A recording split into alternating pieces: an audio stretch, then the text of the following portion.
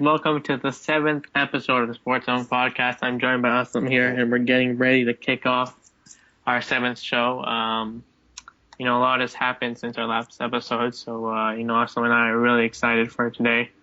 We're gonna have our third guest ever on the Sports Zone podcast, and he's gonna be talking about tennis, which is pretty awesome because we haven't talked about that yet on our podcast, and we know there are a lot of tennis fans out there.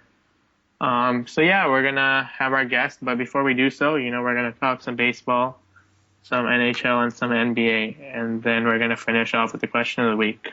Aslam, you have anything to say? No, man, sounds awesome. So, obviously the Jays extremely hot in Major League Baseball right now. They've won 8 in a row. What can you tell us about their recent hot streak here? Is it just like a hot streak, or you think that they can consistently perform at this level, or do you think it's just it's just one of those hot streaks and they're gonna come back down to earth soon? That's like music to my ears, Aslam. Do you mind saying that one more time? Well, do you think that this 8-game winning streak will continue, or do you think that they're gonna come back down to earth? Oh man, awesome man! This last week has been an awesome week for me and all the other Jays fans. I know you've been getting on that bandwagon as well. Oh man, 8 in a row, man! I am so happy with the Blue Jays. And it was just I think last episode when I said on the podcast here that the Blue Jays, like any other team in the AL East, are more than capable of going on a run. And, the Blue Jays have done so, and I hope they continue to do so. Obviously, at the beginning of the season in Boston, series in Boston, after this podcast, they'll be doing so. And, you look at the AL East in general, and the Blue Jays are still not in first place. And that might be a surprise to a lot of people. Like, what? The Blue Jays won 8 in a row and they're not in first place? Yeah, I know. It's kind of crazy, indeed. But the New York Yankees just lost after winning 7 games in a row. So, I guess I was definitely right. Both the Blue Jays and the Yankees went on big winning streaks. Obviously, the Blue Jays is still alive for now. But let's start by talking about what's gone right during this winning streak. You look at the Blue Jays, the pitching is finally coming alive. Mark Burley obviously came off those 2 straight shutouts. He had a pretty decent performance. Drew Hutchinson, definitely a great performance. Aaron Sanchez, I'm not sure if his last performance was before our last podcast, but he pitched probably his best career game as a starter. And he ended up missing his last start on Wednesday because of shoulder issues, and they just want to give him rest as a young pitcher, limiting his innings. So, they got a spot start from Scott Copeland from AAA. He was fantastic, pitched 7 strong innings. The bullpen has been pretty solid. Osuna has really done a good job. Loop has come in, pitched some good innings. Delabar pitched some good innings. Cecil pitched some good innings.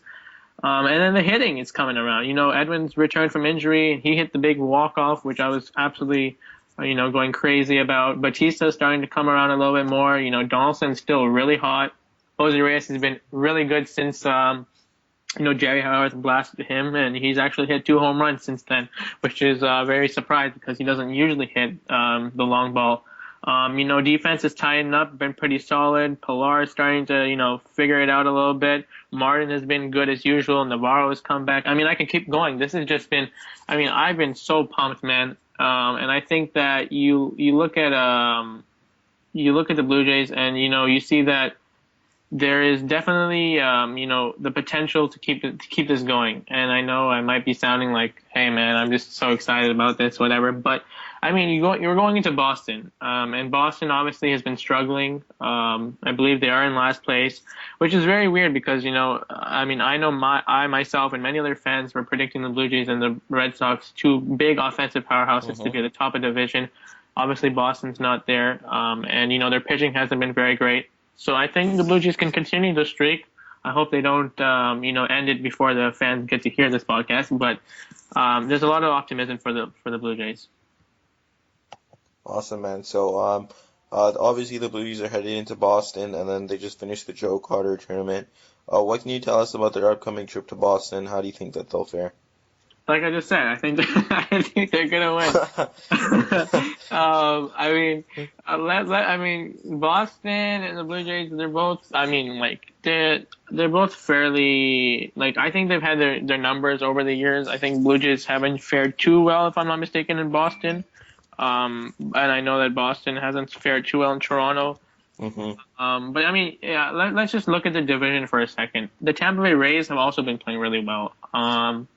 They have had really solid pitching that just keeps them going. Chris Archer, I mean, he's an absolute beast. He went 3 straight games with double-digit strikeouts. I believe he even struck out 15 in one of those 3 games, which is absolutely awesome. And their pitching just keeps going. I mean, it keeps you in ball games, as I've said many times. Baltimore, I believe they are in fourth, just above the Red Sox and behind the Blue Jays. I mean, Buck Showalter is not getting what is supposed to get from his lineup. His pitching staff has never been the greatest, but it's been able to, be decent enough. Kind of like Toronto.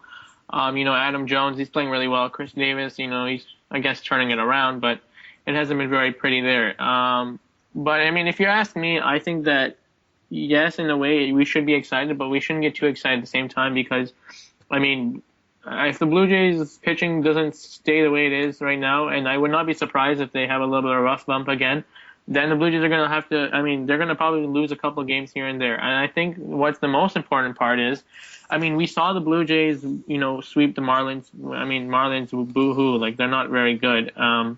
The Red Sox, I mean, Hmm. when you're facing teams within your division, you have to win these games. These are like worth double the points, literally, in the division. And I think that for the Blue Jays to keep this up and to make a push in this division, they're gonna have to win these games against their rival opponents.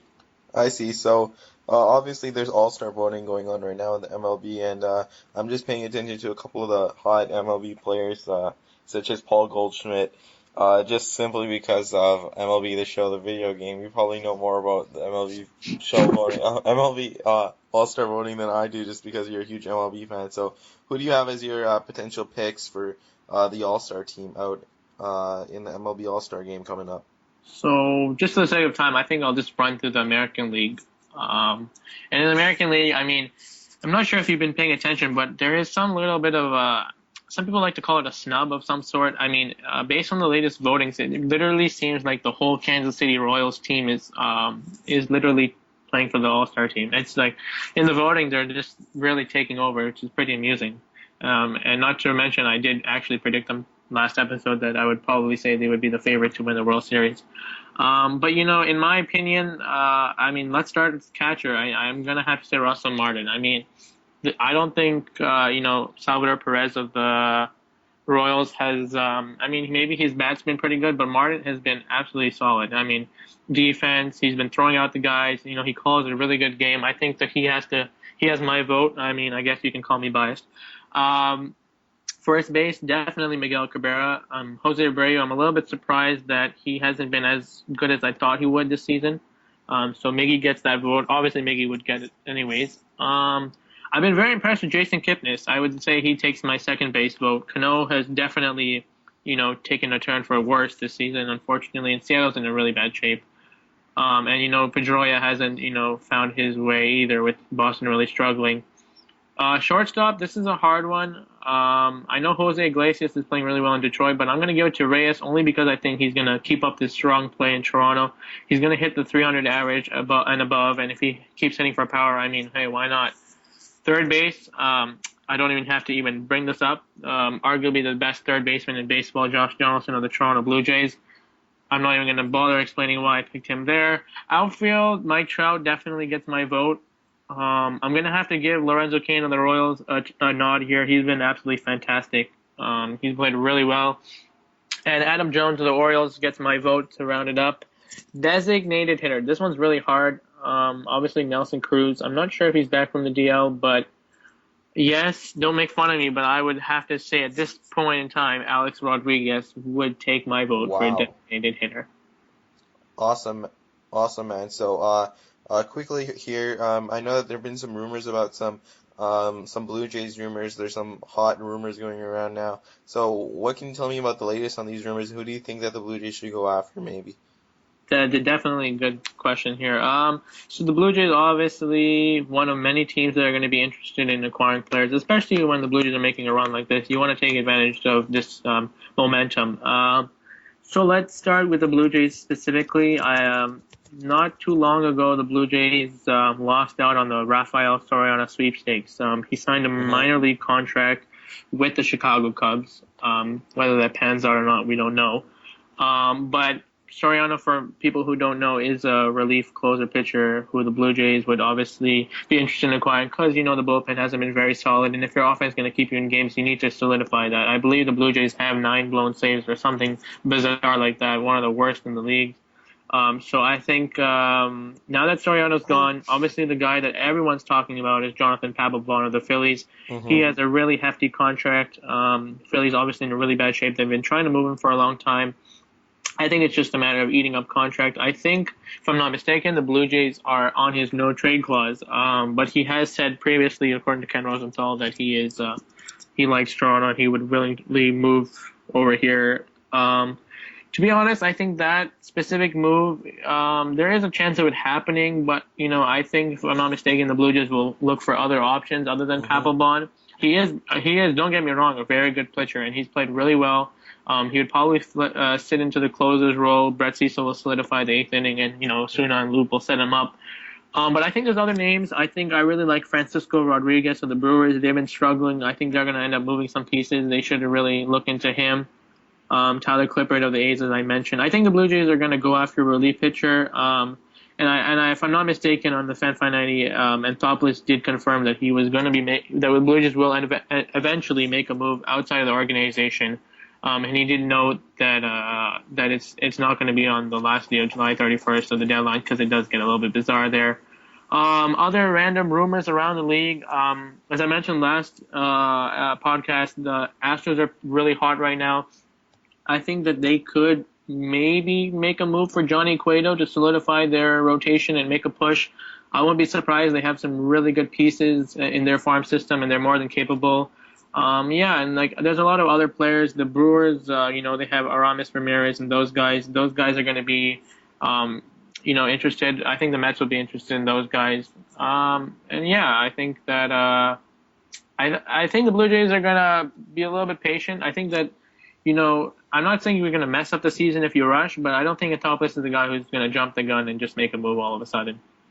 Awesome, man. So you want to move on to the NHL? Yeah, let's do it, man. So Stanley Cup. Yep. Last time we talked, I believe the Lightning won game one, and then we had that episode. I'm not too sure.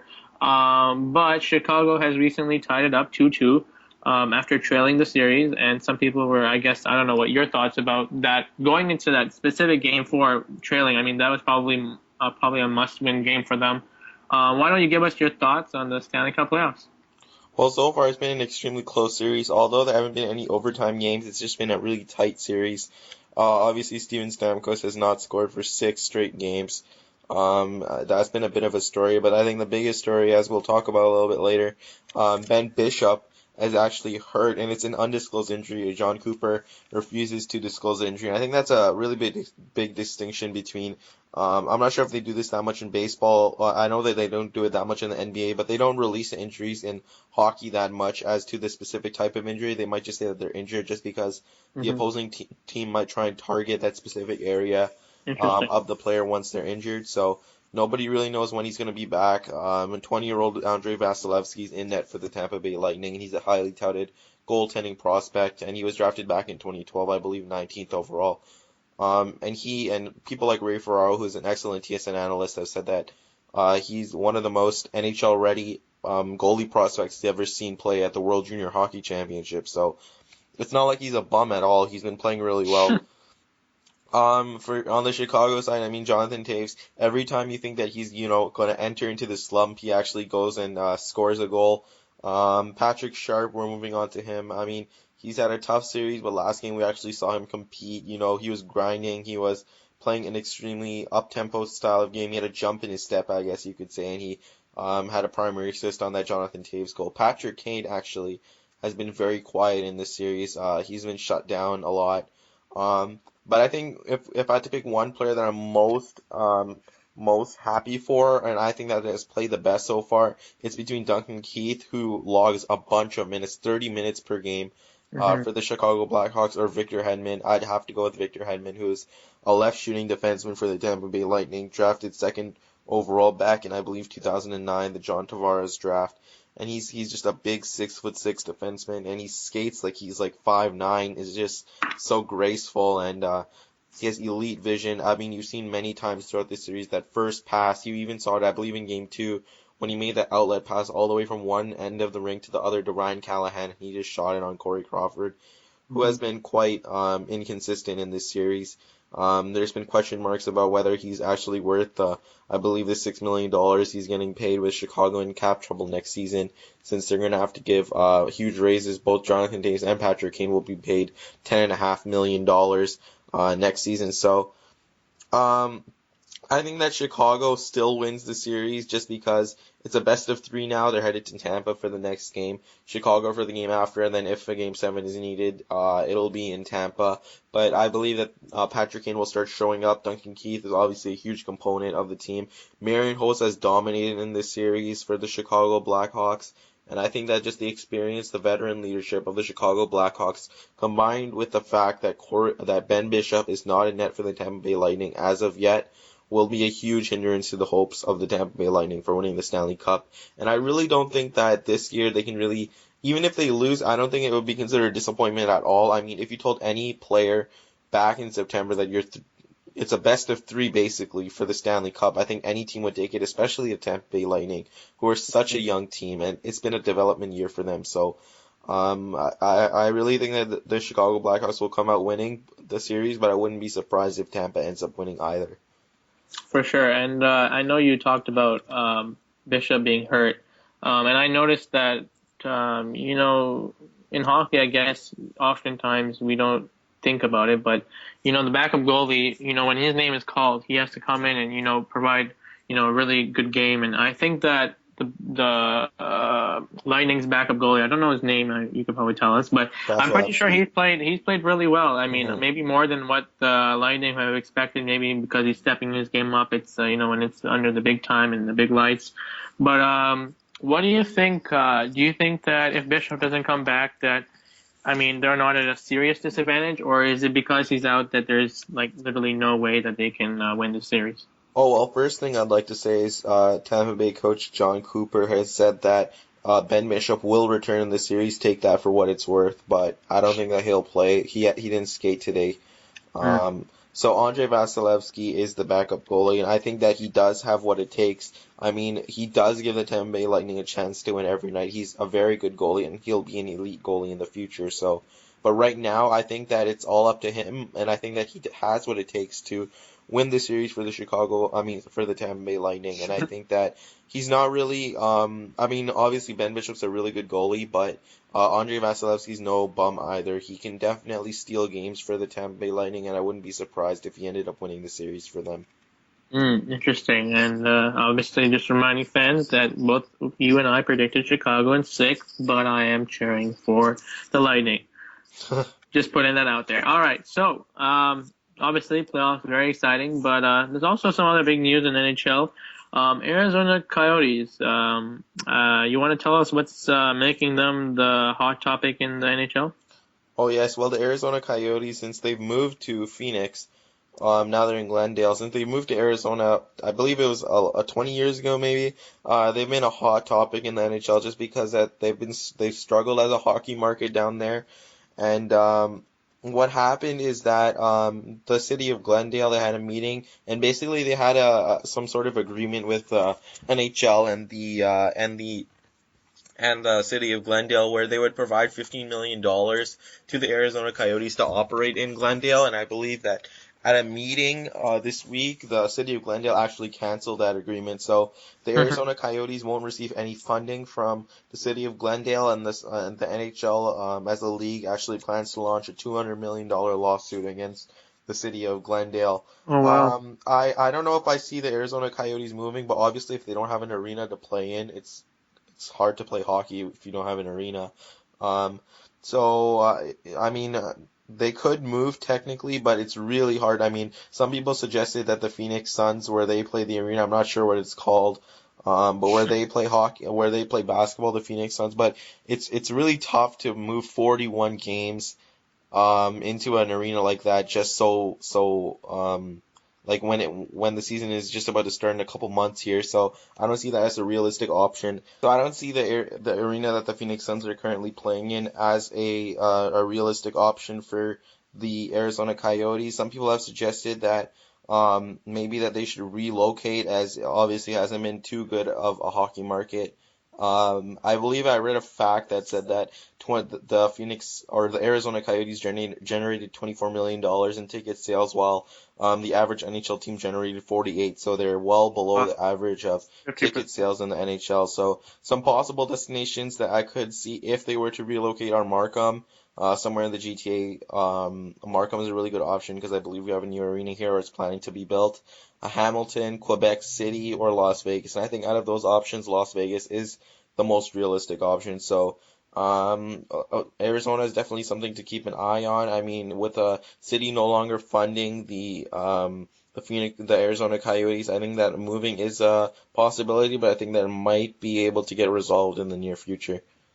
Cool, man. Cool. And I know you have begun or continued to have this countdown until the very exciting NHL draft where the Leafs begin the rebuild. But obviously, before the draft, things have to go down, including the draft combine. Obviously, Connor McDavid's there. So why don't you give us an update on how he's doing at the draft combine? I'm guessing, just, maybe I'm no scientist here, but I'm guessing his results are not going to change and make him get drafted second overall. Well, this is a really big debate in hockey. Should draft combine scores impact draft position? And last year we saw Sam Bennett, who was the number 4 overall pick in the 2014 NHL Entry Draft. He couldn't do a single pull-up. And people made a huge deal about that, but Wow. I mean, many GMs have said that, there's no direct correlation between NHL Combine results and actual on-ice performance. So, I mean, Sam Bennett was an absolutely amazing player for the Calgary Flames in the playoffs, so being able to do zero pull-ups really didn't affect him too much on ice. At the NHL Combine, Jack Eichel completely dominated Connor McDavid. I mean, he did more pull-ups. He did more he completed more bench presses and just about every statistical category that was measured at the NHL Draft Combine, Jack Eichel did excel compared to Connor McDavid. Now, I guess some hockey journalists have said that maybe that changes the mind of the Edmonton Oilers, but I don't see that. There's just no chance. I mean, No ways.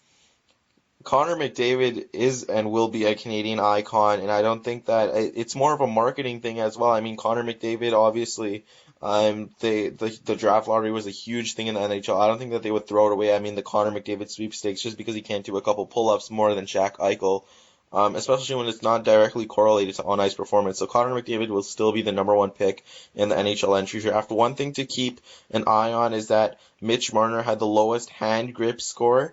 And obviously Mitch Marner is a potential draft candidate who I believe will be the most likely pick of the Toronto Maple Leafs. He played center and wing for the London Knights of the Ontario Hockey League, and he completely dominated, averaging 2 points per game there with Max Domi.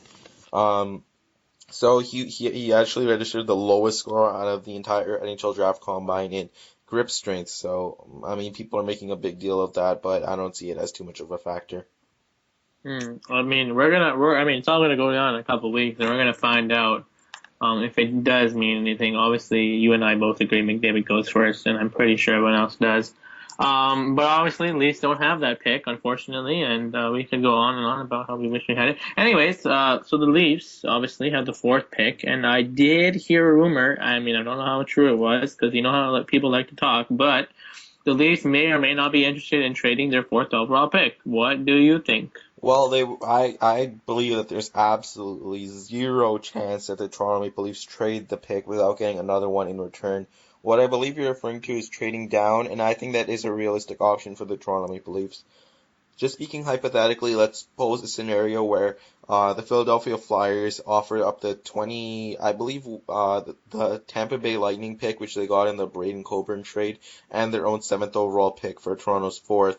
In this trade, that the Toronto Maple Leafs are acquiring an additional first-round pick in exchange for moving down 3 spots, where they could potentially grab someone like a Matthew Barzal or an Ivan Provorov, who I'm an extremely huge fan of, and it looks like the Toronto Maple Leafs are a fan of.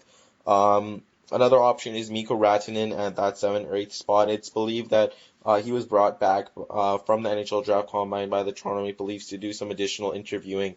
So in a scenario like this where the Toronto Maple Leafs only move down 2 or 3 spots And the management group believes that the difference between a Mitch Marner, a Dylan Strome, a Noah Hannafin compared to a Matthew Barzal or an Ivan Provorov is not too much of a big drop off in talent, then I believe it's absolutely worth it to gain another first round pick. I mean, at this stage in the rebuild for the Toronto Maple Leafs, it's all about accumulating picks and developing and drafting and developing their talent. So, actually, I would be a huge fan of moving down and getting Ivan Provorov. I'm a huge fan of his, but not at the pick number 4. I believe that that's a bit of a reach for him.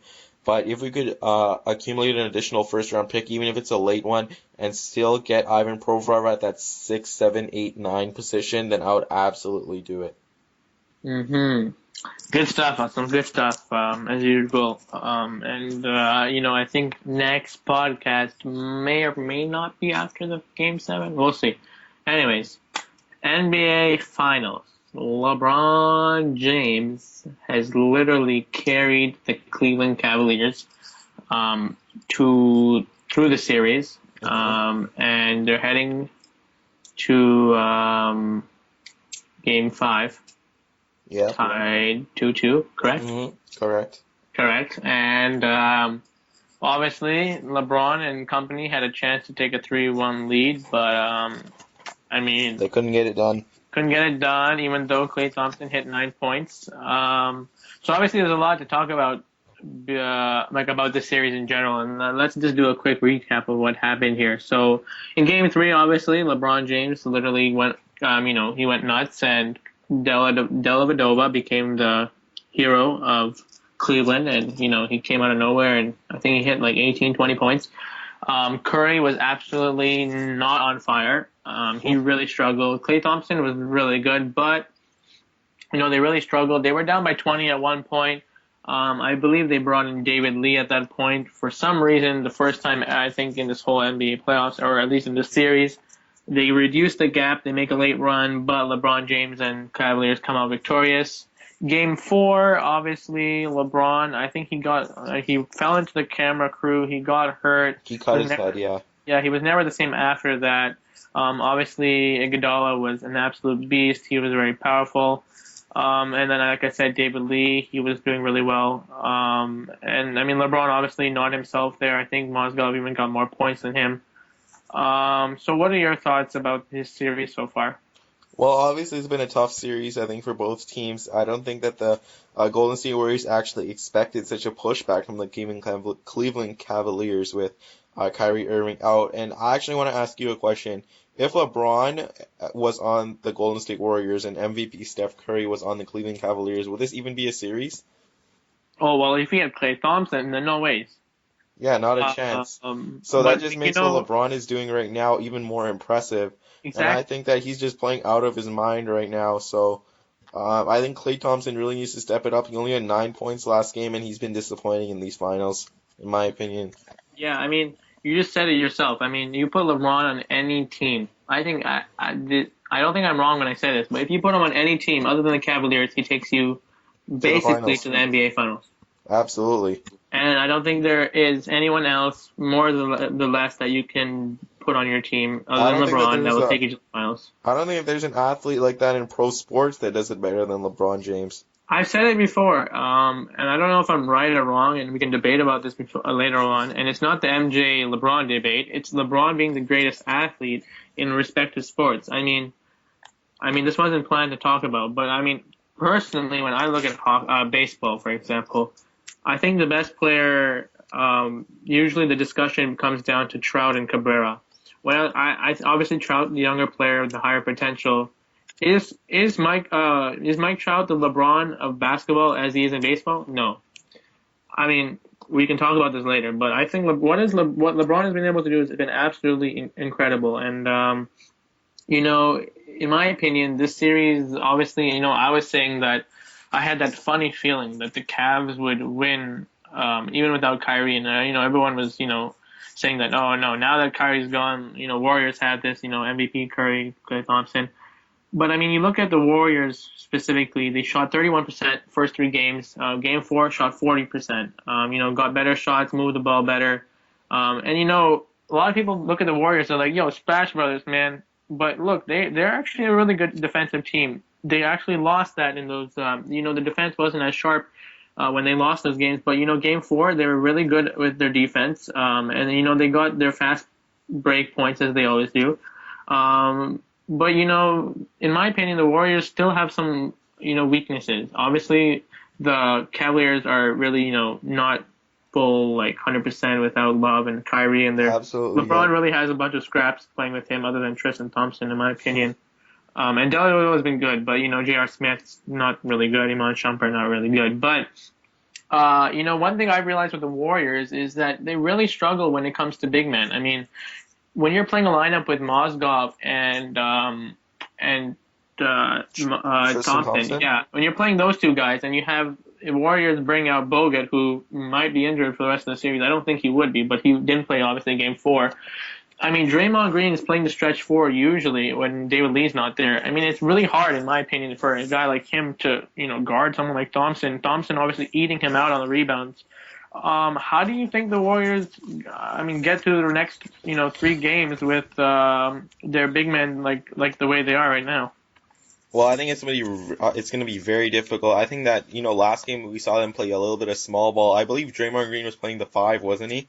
That's crazy. I think he actually did. You're right. And I think Iggy was playing the 4. Yes, he was. He was playing the 4. Yeah.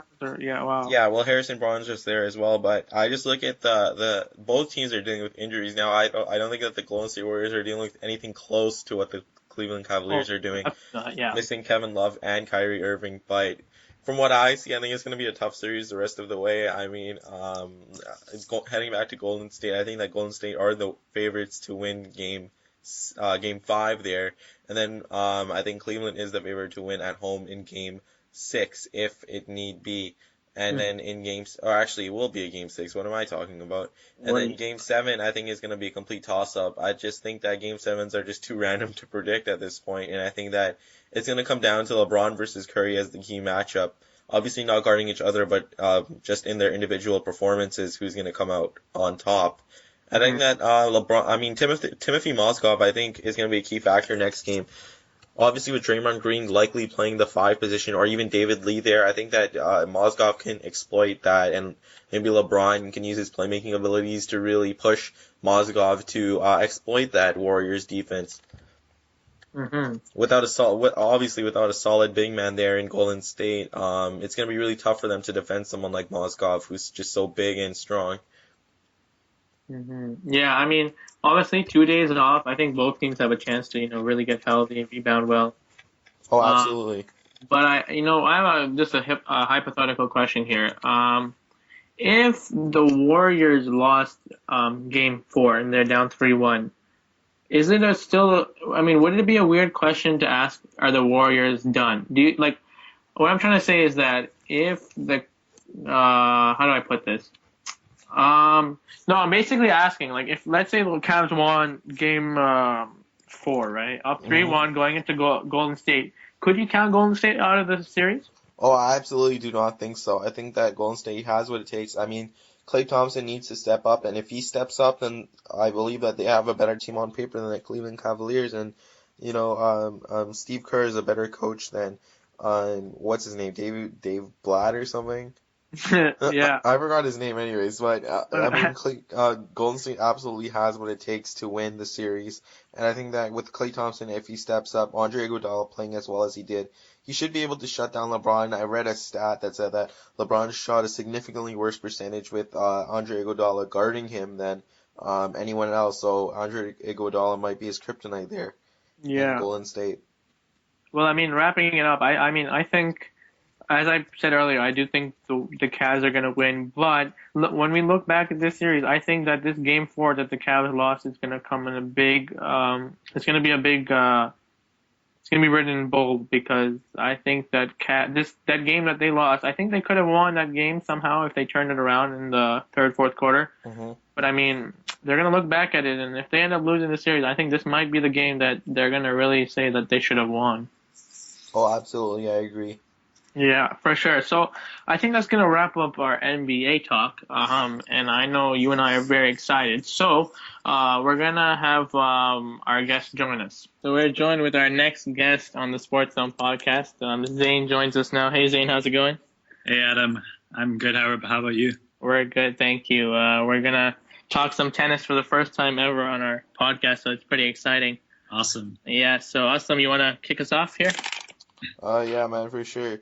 So, Wawrinka won, and Djokovic lost. What exactly happened? Could you tell us, Zane? Yeah, so it was Wawrinka versus Djokovic in the finals of the French Open, right? So pretty much Djokovic throughout the whole tournament was being pretty dominant. He was getting to every ball. He was like pretty much more solid than everyone else in the tournament. And coming into finals, you would expect, I think, Djokovic to win pretty easily because he beat Nadal, the defending champion, in the quarters, and he beat a lot of other talented people like Murray in the semis. So coming into the match, you would probably expect Djokovic to win. But then Stan was actually playing pretty well. Like throughout the whole tournament, he kind of went under the radar a little bit because coming into the French Open, he didn't win too many matches. But then the French Open, he started to find his like groove. He beat some pretty good people like Tsonga. I think he beat Federer as well. Those are pretty good wins, and he was just like feeling the ball. So I think in the finals, Stan just had a lot more energy. I think a little bit, and he had nothing to lose. He was like pretty much the underdog, and everyone expected Djokovic to win. And also Djokovic had some pressure on him because I think French Open is the only major he hasn't won yet. So obviously he really wants to try to win that major. Yeah. And Stan is just trying to get whatever major he wants. So Stan kind of went to the match kind of like the underdog, nothing to lose, and he was playing outstanding. Like his backhand, his forehand, his movement was all great, and he really had to grind through the match in order to win it. Djokovic played well. It's just Stan played a lot better at the end of the day. Yeah, I know. Like when you look at the tennis scene, and you know that Rafael Nadal is obviously a dominant player on clay, which is what the French Open was, right? Yeah. And I know obviously he didn't have a great tournament by any matter, and he's actually, if I'm not mistaken, going down in the rankings. Do you want to give us some thought on what you think of the rankings right now? I know obviously, like I said, Nadal is going down. Some other players might be going up. Who do you think is people to watch, you think? Yeah, so I think the rankings are somewhat accurate right now, other than Nadal. Djokovic is number one. I think Federer is number two, and then it's Murray, and then probably Stan. And those are kind of accurate right now. Djokovic is obviously should be in the number one spot because he's like consistent throughout the entire year. I think Federer should be a little bit lower. He doesn't do as well in the majors, and he wins like very kind of random tournaments throughout the year. Important tournaments, but kind of random. Yeah. Murray is also solid, but I think when it comes to Nadal, the reason his rank is kind of much lower than it should be is because he was injured for part of the year last year, and he kind of missed out on some tournaments where he couldn't defend his points. So I think he missed out on the U.S. Open, where he does well every single year. Yeah, and it's a big tournament in the year. So if you don't play that tournament, then you don't get points for that tournament. So that's like one of the reasons why his ranking has gone down. And then he's just starting to find his groove. He was away from the game. He's trying to play a lot of matches right now and trying to experiment with some different rackets. So as a result, some of the matches he might not win. And as a result, he'll lose some points and go down in the rankings. But I think eventually it'll even out. Maybe after Wimbledon or maybe after the U.S. Open, he'll start to find his groove a little bit more and get back to the top 5 probably. Yeah, for sure. I know he's definitely a dominant player, and he had a really good run not too long ago when he was really at the top of the rankings. And looking at the Canadian scene, obviously Canada had a big year last year when it came to tennis with Genie Bouchard and Milos Raonic. I know both are probably not where they want to be. I think Raonic might be facing some injuries, but Genie Bouchard, I think she's going really down. I don't think she's been having a great year whatsoever. Do you want to give us an update on Canada's tennis scene? Yeah, so I think starting with like Milos, I think Milos he just endured like an injury to his ankle or his foot, which he needed surgery. So he missed out on some of the clay tournaments. Like I think he missed out part of Monte Carlo, the Rome tournament, and he missed out on French Open. And I think he's just starting to rehab right now. So he's trying to get back to play the Wimbledon. I think he's in a good spot right now. I think he was like top 5 maybe a few weeks ago.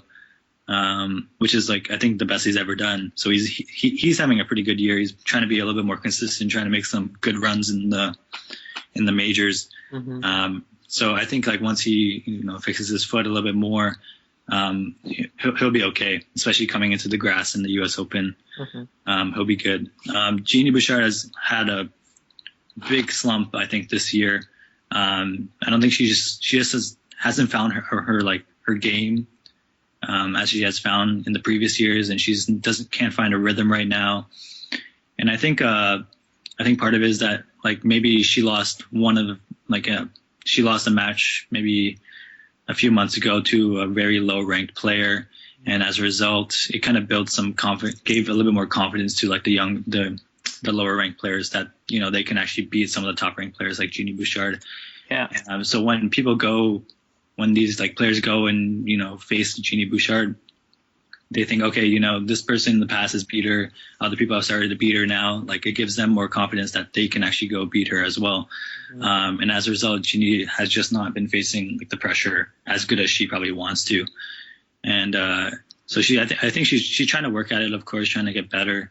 But she just pretty much needs to build her confidence again, play more matches, beat some top ranked people again in order to build confidence and establish her dominance in the rankings and in the WTA. Yeah. Right. Sounds awesome, man. So I guess for Canadian tennis fans, they want those two, especially Eugenie Bouchard, to turn around really quickly there. Next up, we're going to talk about Roger Federer. Obviously, he's been a dominant figure in tennis for a little while. He's 33, almost 34. Can you tell us why he's going on so well and why he's so good at his age? Yeah, well, I personally think Roger Federer is the greatest tennis player of all time. Like, he's super talented. He pretty much knows how to win at every level. He knows how to win kind of any match he kind of is placed into. And his just talent just supersedes everything. And he's very smart on the court. I think he's been doing a good job just keeping up with his fitness. He's getting older, so he has to like make sure his body is well rested. He has to make sure he's still flexible. He still has to train a little bit hard to keep up with like people like Djokovic and all these guys. But I think the reason why he's like really dominant right now is because he's just super talented and he has a lot of experience under his belt. He's already played like he won Wimbledon maybe. I think he's won Wimbledon like 6 times so far, or maybe 5 or 6 times. So he has a lot of experience under his belt, and he knows like what it takes to still play at the very top of the game in the top 10 rankings. He knows how to win at the highest level. He knows how to play certain people, whether it's like people who grind all day like Djokovic, whether it's people who like kind of like to go for every single shot, like maybe like Joe Wilfried Songa or something like that, or even Stan a little bit. But I also think like a lot of people still view him as like the greatest player of all time, and as a result, like there's a sort of like an intimidation factor probably when facing Roger Federer. Like, oh, okay, I'm going to play the greatest person of all time, so he's probably going to win. But I'm just going to try to make it a good match and get a good experience out of this. So just his experience is like probably the main reason why he's at the very top, and his fitness. No, I mean, I know what over the years of watching him, I've always found him to be a class act and someone I really enjoy watching, especially, and I get really happy when he wins. And Yeah. I know obviously the third of the 4 major tournaments of Wimbledon is coming up June 29th, I believe it starts. Do you think, like, you want to let us know who you think the favorites are? I'm not sure if they would be the same as the French Open or not, but who do you like going into this tournament? I still think Djokovic should be the favorite to win Wimbledon, just by the way he's playing and because of his record of being consistent throughout the entire year. So you can probably expect him to play as good as he's been playing like throughout the entire year and at the French Open. I think if Stan can continue to hit the ball as well as he has been, he'll be able to do well. I'm not sure how good Stan is on grass. I know he's really good on the hard and the clay now, but the balls fall a little bit shorter. They stay a little bit lower to the ground, so he's got to really use his legs a little bit more. I like Andy Murray again. I think Andy Murray is one who's always been consistent and has always been able to show that he can compete at the highest level. And I like Songa. I think Tsonga can do well again if he like kind of stays energetic and believes he can do it. And I think Roger Federer is obviously, another favorite because I think grass is his favorite surface, so he always goes into Wimbledon with a little bit of an edge and a little bit more confidence than he normally has. But I think it'd be interesting. I would like to see. I wouldn't be surprised if a younger player, maybe in like the top 20 rankings or the top 30 rankings, makes it through to the quarters or something like that, because usually Wimbledon is somewhere people can break through because of the different surface and the different elements. And yeah, I also wanted to mention that last year in doubles, I think Vasek Pospisil, who's the Canadian, and Jack Sock won the doubles of Wimbledon. So I'd like to see them try to defend their crown on the doubles side as well. Yeah, you were saying younger player. I know that what's his name? The guy from Australia, the young guy. Kyrgios. Yeah, I like watching him play. I think he has a little bit of a swagger to him. And I was reading an interesting stat just a couple of days ago that the last 2 times a guy beat the number 1 and 2 seed and ended up winning a Grand Slam was Wawrinka when he won in 2014 the Aussie Open, and then obviously now in the French Open. So I think that it's fun because in tennis there's often times when people you see some guys go on a little bit of a run and a little bit of an upset, and sometimes it might even end up being a Cinderella story, and indeed. So it's really fun to watch. Yeah, it's definitely very exciting to watch. I mean, like part of me doesn't want that to happen because I always really want Federer to win, but if Federer ends up going out, it's very nice to see like a young and upcoming player do well in one of these tournaments, because it helps build their confidence, and then you end up seeing them like consistently throughout the whole year playing. Yeah. So it's very interesting to see. And I'm guessing Serena Williams would be the favorite to win the women's. Yeah, I would say Serena Williams would be the favorite to win the women's. She's been like pretty dominant as well lately. She won the French, right? So yeah, it was interesting to see Sharapova get out pretty quickly there, but yeah. Sharapova and actually Victoria Azarenka is starting to play a little bit better on the women's side. She hasn't been doing that well, but now she has a little bit more confidence after the French Open. Yeah. Awesome. So the last thing we're going to talk about here is quickly the NBA Finals. What are your thoughts? What are your thoughts on the NBA Finals so far? Obviously, between the Cavs and the Warriors. Yeah, I think it's a really good matchup, and I think both teams have great stories to them. Cleveland has the story of like LeBron trying to lead the team, and it's his 5th straight NBA Finals, and it's just a great story if he could win it, and it could like kind of like close the gap between him and Michael Jordan, I guess, in the great debate. On the Warriors side, I think it's a great story as well. Like Steph Curry, obviously, is an MVP, and everyone loves him. And their team is really flashy and very exciting to watch. I know there's a lot of people rooting for the Warriors to win. Personally, I'm kind of going for the Cavs because I would like to see LeBron close that story and then, get into these debates of whether he's closer to Michael Jordan or whether he's better and where he is at his moment in his career. But I think it's very exciting so far. Awesome. Yeah. So with our question of the week here, do you think rings or the amount of championship a player wins is the proper way to compare the greatest players, or are the way that we judge great players today in the NBA and in the past, can you look past the rings maybe at individual accomplishments? Yeah, I think that's a great question. I think when speaking amongst like the greatest players, like the superstars, I actually do think rings is a very good way to measure the success and how great a player is. If you could see like a great player like get a lot of rings, that means he's like consistently dominating his generation or his era by winning the very ultimate goal of the NBA, right? To win the NBA championship. But I also do see the side where you can look past the rings and kind of look at what each player accomplishes throughout the season. Like, say if LeBron doesn't win this championship, like these NBA finals, you could still kind of make a point that he took this Cavalier team from like pretty much nothing all the way to the NBA finals and kind of shocked everyone.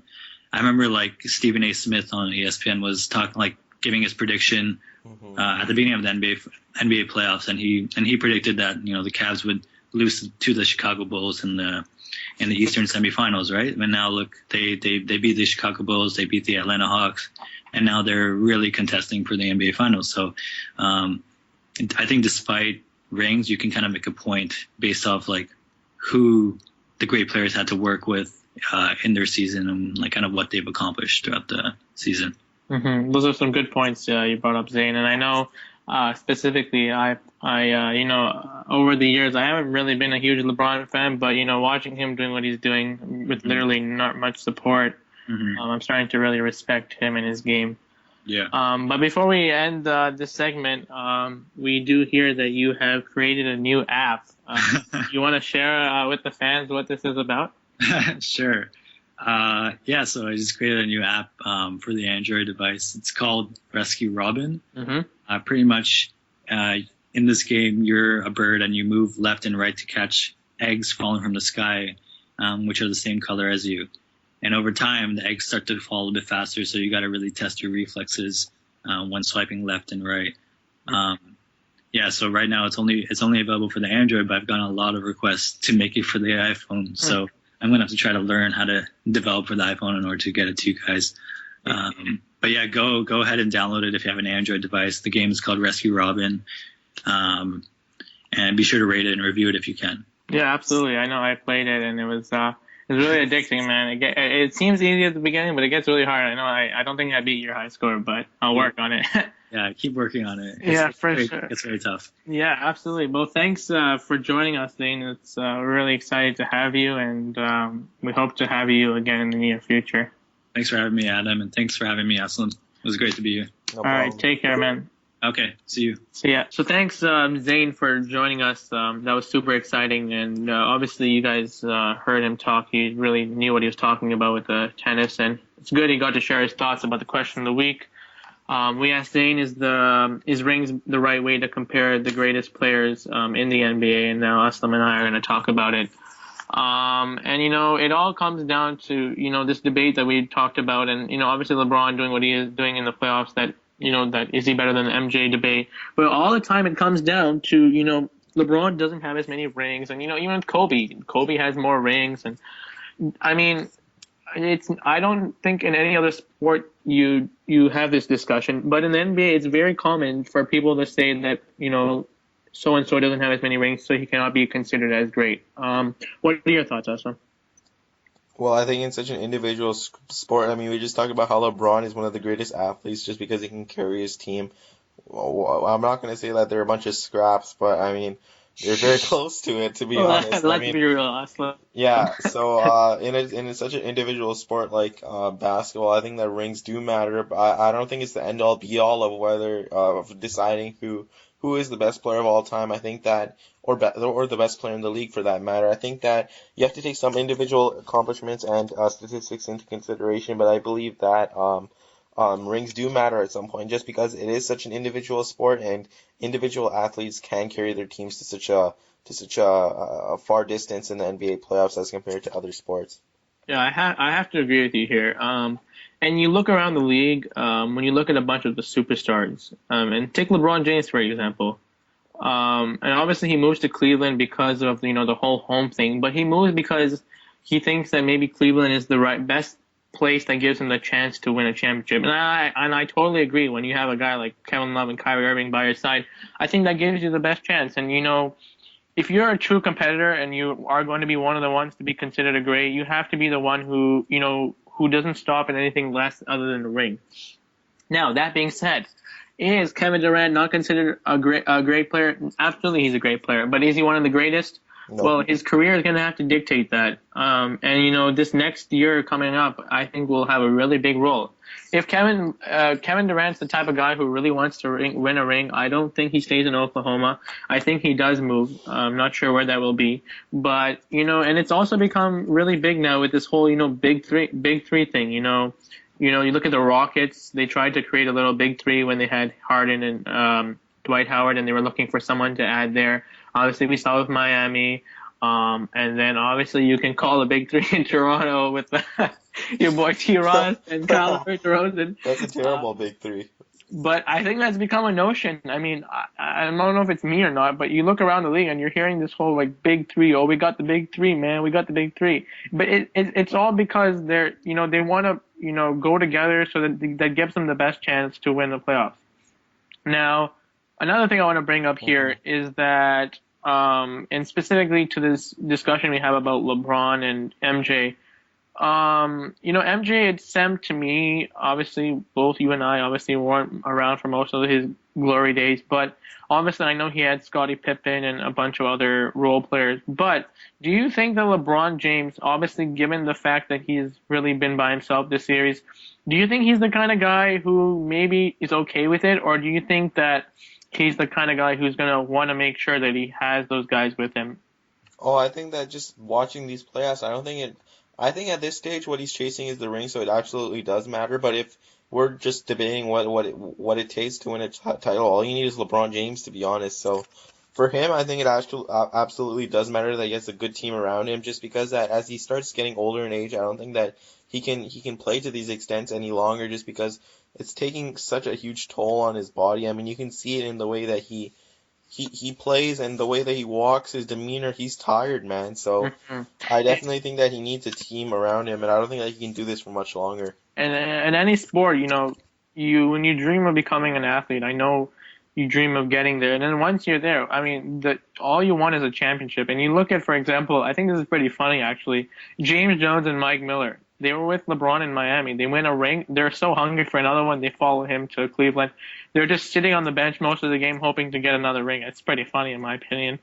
But I think, I think it is the right way to compare the greatest players. Well, absolutely, I agree, and I think that in basketball it just makes even more sense than any other sport. So I think that comparing rings is extremely important.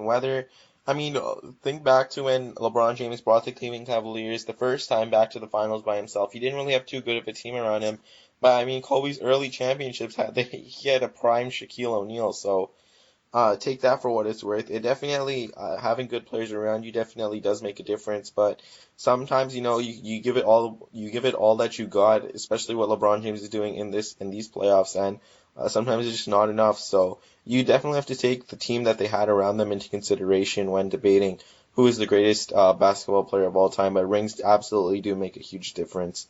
For sure. And for next week, our question of the week will be. We're going to look around different sports, and we wanted to talk about, money, specifically when it comes to payroll and salary, and, why some teams who have a lot of money in respective sports don't do as good as other teams that have less money, and teams with low salary, how they're still able to compete. I think that's a very interesting topic that people would be interested to hear about. Absolutely, that sounds amazing, man. Yeah, so do you have anything else to say? No, I'm good, thanks. So that's going to conclude our 7th episode. Once again, big shout out to Zane Munji for joining us. We definitely loved having him on, and hopefully, if I'm not mistaken, we do have a guest lined up for next episode, so we're super excited to bring that to you. Thank you guys again for all your support. We do see the view count on YouTube going up, which is a good sign. Feel free to send us a shout out. Let us know what you guys think about our podcasts, and what you guys want to hear, especially when it comes to the question of the week, because it'd be good to know what you guys think. So for Austin and I, we want to thank you once again, and we hope you have a great day, guys. Peace. Later.